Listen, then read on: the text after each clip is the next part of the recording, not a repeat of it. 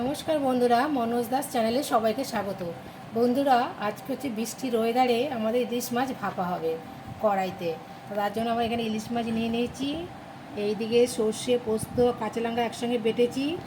আর এইদিকে আমরা ঝোলটা রেডি করেছি। প্রথমে কড়াতে সর্ষে তেল দিয়ে কালো জিরে ফোড়ন দিয়েছি, তার মধ্যে নুন হলুদ দিয়ে জল দিয়ে আমরা ঝোলটাকে রেডি করে নিয়েছি প্রথমে। এরপরে তোমাদের পরের প্রিপারেশনটা দেখাচ্ছি। এবার এই ঝোলটার মধ্যে আমরা সর্ষে আর পোস্ত যে বেটে রেখেছি ওটা দিয়ে দেবো।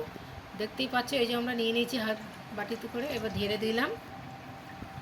বন্ধুরা, তোমরা কিন্তু এইভাবে একবার চেষ্টা করে দেখতে পারো, অসাধারণ লাগে। আর ইলিশ মাছ যদি যেভাবে করো সেভাবেই কিন্তু দারুণ লাগে খেতে। আজকে আমাদের এখানে বৃষ্টি হচ্ছে রাত থেকে, এখনও বৃষ্টি পড়ছে। সেই মরশুমে ইলিশ মাছ ভাপা খাবো, গরম গরম ভাত সেই কমে যাবে। এবার আমরা এক এক করে মাছগুলো ঝোলের মধ্যে দিয়ে দেবো। দেখতেই পাচ্ছ, এই যে মাছগুলো দেওয়া হচ্ছে।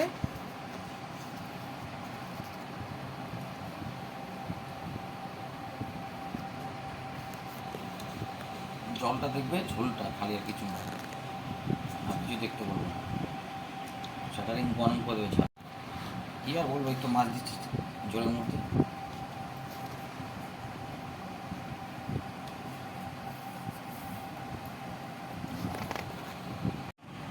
সব কটা মাছ আমরা ঝোলের মধ্যে দিয়ে দিয়েছি।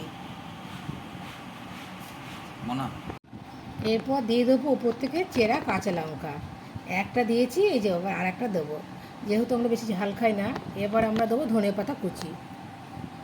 উপর থেকে ধনেপাতা কুচিটা চিরম ছড়িয়ে দেবো। দিয়ে ওটা ভাপ হতে বসিয়ে দেবো, ভাপে গ্যাসে করবো আমরা। দেখতেই পাচ্ছ, ধনেপাতা কুচিটা দিয়ে দেওয়া হচ্ছে। ব্যাস হয়ে গেছে আমাদের। এরপর দেবো সর্ষের তেল, কাঁচা সর্ষের তেল ওপর থেকে একটু হালকা ছড়িয়ে দেবো।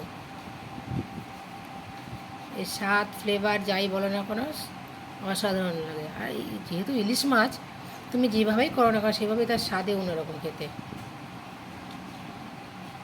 দিয়ে দিলাম আমরা কাঁচা তেল, সর্ষের তেল। কড়াটা বসিয়ে দিয়েছি, এবার গ্যাসটা ধরিয়ে দেবে। গ্যাসটা ধরিয়ে দিলাম। এরপর আমরা মাছটাকে ঢাকা দিয়ে দেবো। দেখো বন্ধুরা, কিরম ফুটছে, হালকা হালকা ফুটে উঠছে, বুঝতেই পারছো দেখে। এই দেখো, এবার ঢাকাটা আমরা দিয়ে দিচ্ছি। একটা বড় থালা দিয়ে ঢাকাটা দিচ্ছি। এবার এটা কতক্ষণ হতে লাগবে আমাদের? 10 মিনিট হোক। শুনতে হচ্ছে বন্ধুরা, 10 মিনিট হয়ে যাওয়ার পরে আমরা এটাকে আবার ঢাকাটা খুলে দেখে নেবো। এদিকে আছে মাছের তেল, ইলিশ মাছের তেল, যে চিচিঙ্গা কেটেছি, ইলিশ মাছের তেল দিয়ে চিচিঙ্গা ভাজা হবে কালো জিরে পাঁচ ফোড়ন দিয়ে। আমি আর কি বলবো, বন্ধুরাই বলবে আমার রান্নাটা এই কালার হয়েছে আর এরকম করেছি। আপনারা বন্ধুরা, পুরোটা খেয়ে দেখবেন কিরম হয়েছে। আমাদের ইলিশ মাছ ভাপাটা রেডি হয়ে গেছে অলমোস্ট। গ্যাসটা আমরা বন্ধ করে দিয়েছি। তা দেখতেই পাচ্ছ কালারটা অসাধারণ হয়েছে। আমরা এটাকে কাঁচা কিন্তু ভাপিয়েছি, মানে কোনো ভাজা ভাজা করে নিই। এরপরে আমরা ইলিশ মাছের তেলটা দিয়ে চিচিঙ্গাটা ভেজে নেব। বন্ধুরা, ইলিশ মাছের তেল দিয়ে আমি চিচিঙ্গা ভাজাটা বসিয়ে দিয়েছি, দেখো। এবার আমি ঢাকাটা দিয়ে দেবো।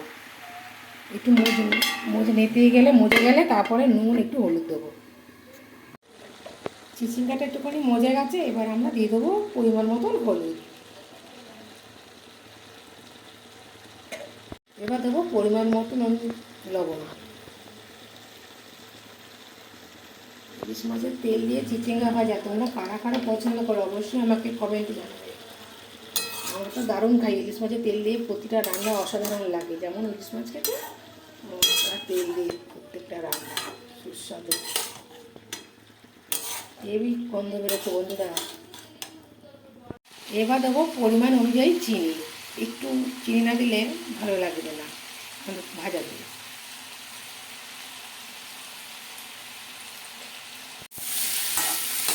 আমাদের ভাজাটা রেডি হয়ে এসছে, আর একটুখানি হলে আমরা নামিয়ে দেবো। চিচিঙ্গা ভাজা মাছে ইলিশ মাছের তেল দিয়ে। বন্ধুরা, সেই গন্ধ বেরোচ্ছে কিন্তু, দেখতে পাচ্ছ কত সুন্দর হয়েছে। আর একটুখানি হলে আমরা নামিয়ে দেবো। ভাজাটা আমাদের হয়ে গেছে প্রায়। তো ভাজাটা আমাদের হয়ে গেছে। এই যে আমরা গ্যাস অফ করে দিয়েছি, কড়াতেই রেখে দেবো। দেখতে পাচ্ছ কত সুন্দর ভাজা হয়েছে, অসাধারণ।